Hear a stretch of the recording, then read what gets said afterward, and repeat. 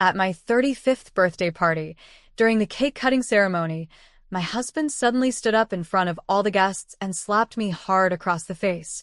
"Stop this drama, you idiot," he shouted. "I don't like you. Go away from my life. I will marry my assistant."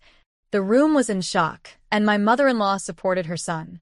I decided to seek revenge, and within a few days, they were both arrested.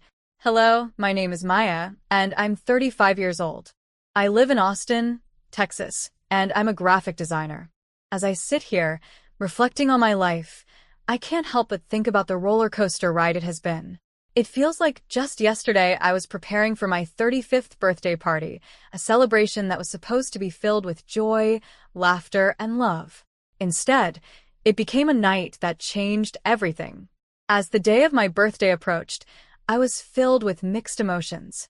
I wanted it to be perfect, but deep down, I sensed that something wasn't right. Daniel, my husband of 7 years, had seemed distant for weeks. At times, I would catch him lost in thought, staring out the window as if he were looking for something he couldn't find. I remember thinking, what is going on in that mind of yours, Daniel? The night of the party arrived, and I was a bundle of nerves. My friends and family gathered at our home, and I wanted everything to be just right. I had spent hours arranging decorations, picking out the perfect cake, and making sure there was enough food and drink for everyone. I wanted this to be a celebration that people would remember. "Wow, Maya, everything looks amazing," my best friend Olivia said as she walked through the door, her eyes sparkling with excitement. "Thanks, Olivia. I just hope Daniel likes it," I replied, glancing around for him. I couldn't shake the feeling that he was unhappy about something. Olivia noticed my anxiety. "Hey, don't worry. It's your birthday. Let's enjoy the night." She grabbed my hand and pulled me into the living room, where our guests were mingling and chatting. As I made my way through the crowd, I spotted Daniel chatting with his sister, Lisa. He seemed engaged in conversation, laughing at something she said. Maybe I'm just being paranoid, I thought to myself. But when I approached them, Daniel's laughter faded, and he turned to me with a tight smile. "Hey, babe. Happy birthday," he said, but I could sense the disconnection in his tone. "Thanks. Are you having fun?" I asked, trying to sound cheerful. "Yeah, sure," he replied, his gaze drifting away from me. My heart sank. Helen, Daniel's mother, arrived shortly after, her presence instantly creating an air of criticism. "Maya, dear, I think you should have gone with a different color for the tablecloths. These just clash with everything," she said, her eyes scanning the room. I forced a smile. I thought they added a nice touch, but thanks for the feedback, Helen. As the night went on, I tried to focus on the positive, but Daniel's distant demeanor and Helen's constant critiques were starting to weigh heavily on me. I made small talk with my parents, who were proud and excited to see me celebrate another year. "You've done such a great job, honey. We're so proud of you," my mother said, hugging me tightly. "Thanks, Mom. It means a lot," I replied, but my mind was still on Daniel. When it came time to cut the cake, I felt a surge of excitement. I could hear everyone's cheerful voices encouraging me. But then, just as I was about to slice into the beautiful creation, Helen interrupted. "Maya, dear, why don't we follow the family tradition? It's important to honor our customs." Feeling emboldened by the festive atmosphere and the support of my friends, I replied, "I appreciate that, Helen, but I'd like to do it my way tonight." At that moment, Daniel stood up abruptly. The laughter faded as he glared at me. "Stop this drama, Maya," he shouted, and I froze, feeling all eyes on me. "I don't like you anymore. Get out of my life. I'm going to marry my assistant." The words hit me like a punch to the gut. Silence enveloped the room, and I felt my cheeks burn with humiliation. I stood there, stunned, trying to process what had just happened. How could he say that in front of everyone? I looked at our friends, their faces a mix of shock and disbelief, and then at Helen, who merely nodded in agreement with Daniel. My heart raced as I turned and fled upstairs, tears streaming down my face. I felt like the walls were closing in on me. I collapsed onto my bed, unable to breathe. Moments later, I heard a soft knock on the door. "Maya, it's me, Olivia," she said gently, opening the door. She rushed to my side, wrapping her arms around me. Oh my God, are you okay? I can't believe he did that. I don't know what happened, Olivia. I thought we were happy, I sobbed, feeling the weight of betrayal crushing my spirit. Maya, listen to me. This isn't okay. You need to leave him. He has been controlling you for a long time now. This isn't just a one-time thing, Olivia said firmly, pulling back to look me in the eyes. As I processed her words, I began to realize that I had been ignoring the signs for far too long. I thought of all the moments when Daniel's jokes had cut too deep, when he had dismissed my feelings, and how I always felt like I was walking on eggshells around him. I can't just leave, I said, shaking my head. He's my husband. I love him, but does he love you? Olivia asked softly. You deserve so much better than this. Sitting in the darkness of my bedroom, I felt a flicker of something new, anger. I had been a victim for too long, and maybe it was time to reclaim my life. As I stared at my reflection in the mirror, I saw a woman who was tired of being treated like a doormat. I'm going to figure this out, I whispered, determination rising within me. I had to start planning my next move, and I knew it wouldn't be easy. As I wiped away my tears and gathered my thoughts, a plan began to form in my mind. I wouldn't let Daniel or Helen control my future any longer. I was ready to fight back, to expose the truth, and to reclaim my power. Little did I know, this was just the beginning of a journey that would lead me to self-discovery and empowerment. But first, I had to confront the darkness that surrounded me. In the days following that disastrous birthday party, my mind was a whirlwind of emotions. I was devastated, angry, and above all, determined. Daniel's words echoed in my head. I don't like you anymore. I'm going to marry my assistant. Those words felt like a dagger to my heart, but they also ignited a fire within me. I realized I had been living in a bubble, blinded by love, and it was time to face the harsh reality. Are you okay, Maya? Olivia asked when she came over a few days later. We sat in my living room, the remnants of the party still scattered around. I had tried to clean up, but the decorations felt like painful reminders of what had happened. I don't know, Liv, I admitted, feeling the weight of my situation. I keep replaying everything in my mind. I thought we had a good marriage. Olivia looked at me with empathy. Maya, sometimes the signs are there, but we choose to ignore them. You need to figure out what you really want. I want my life back, I said, my voice steady. I want to expose him for who he truly is. That's the spirit, she encouraged. But first, we need to gather some evidence. You can't just confront him without a plan. Over the next few days, I started paying closer attention to everything Daniel did. I meticulously noted his strange behavior and late-night phone calls. He had a habit of keeping his phone face down on the table, which was unusual for him. One night, I decided to stay up late and wait for him to come home from work. My heart raced as I heard the familiar sound of his key turning in the lock. Hey, Maya. You're still awake, he said, stepping into the living room, his expression unreadable. Yeah, just couldn't sleep, I replied, forcing a smile. How was your day? It was fine, he said, avoiding my gaze as he took off his shoes. I watched him, trying to gauge his mood, but the tension in the air was palpable. Daniel, can we talk about what happened at the party? I asked, my heart pounding. Do we have to? I thought we were past that, he replied dismissively, heading towards the kitchen. Past what? I pressed. You slapped me in front of our friends.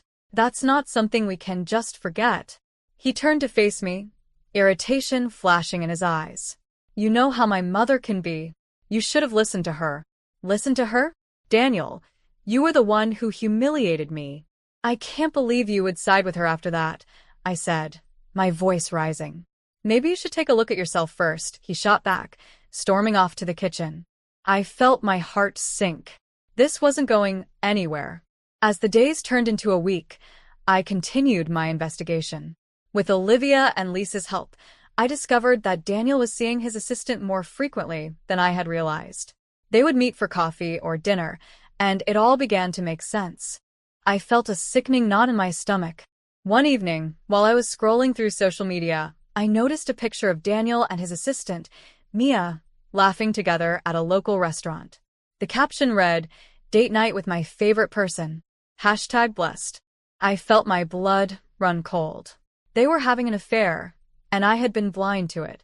"Liv, look at this," I said, showing Olivia the picture. Her eyes widened, and she quickly took a deep breath. "This confirms what we suspected. He's definitely cheating on you," Olivia said, anger flashing in her eyes. "You need to confront him." "I will," I replied, my voice firm. "But first, I need to gather more evidence. I can't let him twist the story around." With renewed determination, I decided to set up a meeting with a lawyer. I wanted to understand my options and prepare for what was to come. After researching local attorneys, I found one with a solid reputation. During the consultation, I explained my situation. "I suspect my husband is cheating on me and planning to take control of my finances," I told the lawyer, my heart racing as I laid everything bare. The lawyer listened carefully. "Gathering evidence will be crucial for any legal action. Document everything you can, including dates, conversations, and any financial discrepancies. This way, you'll be prepared to protect yourself." Feeling empowered, I returned home and started organizing everything I had learned. I collected text messages, emails, and even notes from conversations that had raised red flags. The pieces of the puzzle were coming together, and I could feel the strength building within me. One evening, I was sitting at the kitchen table, going through my notes when Daniel walked in. He looked surprised to see me still awake. "Working late?" he asked, a hint of sarcasm in his voice. "Just going over some things," I replied, keeping my tone neutral. "What things?" he pressed, stepping closer. "Just some personal projects," I said, trying to deflect. He narrowed his eyes. "You've been acting weird lately. Is there something you want to tell me?" "No, nothing at all," I said, forcing a smile. "Just enjoying my birthday gifts, you know?" "Right," he replied, though I could see he wasn't convinced. As he walked away, I knew I had to be careful. The tension was thick, but I was no longer the same naive woman I had been just weeks ago. I was ready to fight back, to reclaim my life. With the pieces in place, I prepared myself for the confrontation ahead. I knew the truth would come out, and when it did, there would be no turning back. Little did I know that the road ahead would test my strength and resolve in ways I never imagined.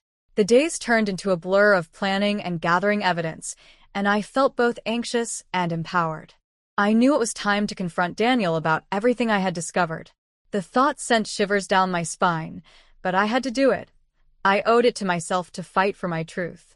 One evening, after a long day of gathering more evidence, I decided that tonight was the night. Daniel had a meeting after work, and I planned to confront him as soon as he returned. I took a deep breath, trying to calm my racing heart. When he walked through the door, I was waiting for him in the living room. His expression turned from surprise to confusion when he saw my serious demeanor. "Maya? What's going on?" he asked, closing the door behind him. I stood up, gathering all my strength. "We need to talk, Daniel," I said firmly. "About what?" He was already on the defensive, but I pressed on. "About you and Mia." "I know about the affair," I said, watching his face drain of color. His mouth opened slightly, and he stammered, "What are you talking about?" I pulled out my phone and showed him the picture of him and Mia from social media. "This. You think I wouldn't find out? You've been lying to me." His eyes narrowed as he quickly composed himself. "You're jumping to conclusions, Maya. That's just a friendly dinner," he said, attempting to deflect. "Friendly? Really? You expect me to believe that? You're married to me, and you're flaunting your relationship with your assistant on social media." My voice was shaking, but I refused to back down. "Look, I can explain," he began, but I cut him off. "Explain what? That you've been planning to leave me for her? That you've been stealing money from my business?" The words were spilling out now, each one a release of pent-up frustration and betrayal. His expression shifted from surprise to anger. "You don't know what you're talking about, Maya. This is all in your head. You're just being paranoid," he snapped. "Paranoid? Is that what you call it?" "I have proof, Daniel. You're in way over your head, and I won't let you manipulate me any longer," I retorted, my voice gaining strength. "Manipulate you? You think I'm the bad guy here?" "You're the one who never listens to me or takes me seriously," he shouted, his face flushed with rage. I stepped back, the intensity of the confrontation overwhelming me. "You're right about one thing. This isn't working. You've been controlling and emotionally abusive. I deserve better than this." I felt a sense of liberation as I spoke those words. Daniel's face darkened. "You think you can just walk away from this? You're nothing without me. You'll regret this," he warned, a menacing tone creeping into his voice. "I won't regret standing up for myself. I've spent too long being treated like I don't matter." "I'm done being your victim," I said, feeling the weight of my resolve. "I'm taking action." His eyes flashed with anger, but beneath it, I saw a flicker of uncertainty. "You think you can take me on? You have no idea who you're dealing with," he sneered. "I know exactly who I'm dealing with," I said. "A coward hiding behind manipulation and lies." At that moment, I realized that the confrontation was only the beginning. I had the power to expose the truth, not just to Daniel, but to everyone who had ever doubted me. I would no longer allow him or his mother to dictate my life. With my heart racing, I stepped toward the door. "I'm contacting a lawyer and gathering everything I need. This isn't over, Daniel. You can't silence me anymore." As I walked away, I felt an overwhelming sense of relief, mixed with fear. I was stepping into uncharted territory, but I knew I had to keep moving forward. I would reclaim my life, no matter the cost. The road ahead wouldn't be easy, but I was ready for the fight. The turning point was near, and I could feel the momentum building within me. I was determined to not only expose the truth, but to embrace my newfound strength. After that intense confrontation, I felt a surge of determination coursing through my veins. I had finally stood up for myself, but now I needed to follow through. The next day, I met with my lawyer to discuss my options in detail. As I sat in her office, I could feel the weight of the world lifting off my shoulders. "Maya, it's crucial to gather as much evidence as possible." "You mentioned financial discrepancies?" she asked, her eyes focused on me. "Yes, I suspect Daniel has been embezzling money from my company. He's always had access to our accounts," I explained, feeling a mix of anger and resolve. "Let's start by obtaining bank statements and any correspondence related to your business. The more proof we have, the stronger your case will be," she advised, jotting down notes. As I left the office, I felt a renewed sense of purpose. I spent the next few days digging through documents, bank statements, and emails, searching for anything that could help me build my case. Every time I uncovered a new piece of evidence, my resolve grew stronger. With Olivia and Lisa by my side, I discovered that Daniel had been diverting funds from my business account into a separate account for months. The betrayal cut deep, but I channeled my pain into action. I knew I had to be prepared for the inevitable confrontation with him and the fallout that would follow. A week later, I received a call from my lawyer. "Maya, we have enough evidence to proceed with filing for divorce and exposing Daniel's embezzlement. Are you ready for this?" "Absolutely," I replied, my voice steady. "Let's do it." When the day finally arrived, I felt a mix of anxiety and excitement. It was time to face Daniel and reveal everything. I decided to invite him to our house, under the guise of wanting to talk things through. I knew it would be the perfect setting to unveil my plan. When Daniel arrived, he seemed surprised to see me sitting at the dining table, documents spread out before me. "What's all this?" he asked, his brows furrowing in confusion. "I wanted to show you something important," I said, my heart racing. "I've gathered evidence of your deceit and financial crimes. You can't run from this anymore." His expression shifted from confusion to panic. "What are you talking about?" he asked, his voice trembling. "I have proof of the affair with Mia and the money you've been stealing from my company. You think I wouldn't find out? You've underestimated me." "Daniel," I said, the weight of the words giving me strength. He stood up, his face flushed with anger. "You think this will end well for you? You're making a big mistake," he hissed. "Maybe it's a mistake to have ever trusted you," I replied, feeling empowered. "I won't let you control my life any longer. You're going to face the consequences of your actions." Just then, there was a knock at the door. It was my lawyer and a couple of officers. "Daniel Thompson, you are under arrest for embezzlement and domestic abuse," one of the officers announced, stepping inside. Daniel's face turned white as he realized the trap I had set for him. "You can't do this," he shouted, but it was too late. As the officers cuffed him, I felt a sense of liberation wash over me. For the first time, I was no longer the victim. I was reclaiming my life. After they took him away, I felt a wave of relief, mixed with disbelief. I had done it. I had stood up for myself and exposed the truth. The darkness that had overshadowed my life for so long was finally lifting. In the weeks that followed, I focused on rebuilding my life. I poured my energy into my work and surrounded myself with supportive friends and family. I felt stronger, more independent, and ready to embrace my future. One evening, as I was working late in my studio, I paused to reflect on everything that had happened. I realized I had come full circle. I had faced my demons and emerged victorious. The road had been difficult, but I had found my voice and my strength. As I looked out the window at the setting sun, I felt a sense of peace. I was ready to write my own story, free from the shadows of the past. I knew that the journey of self-discovery had just begun, and I was excited to see where it would lead me next. I had learned that true empowerment comes from within, and I was finally ready to embrace my life on my own terms.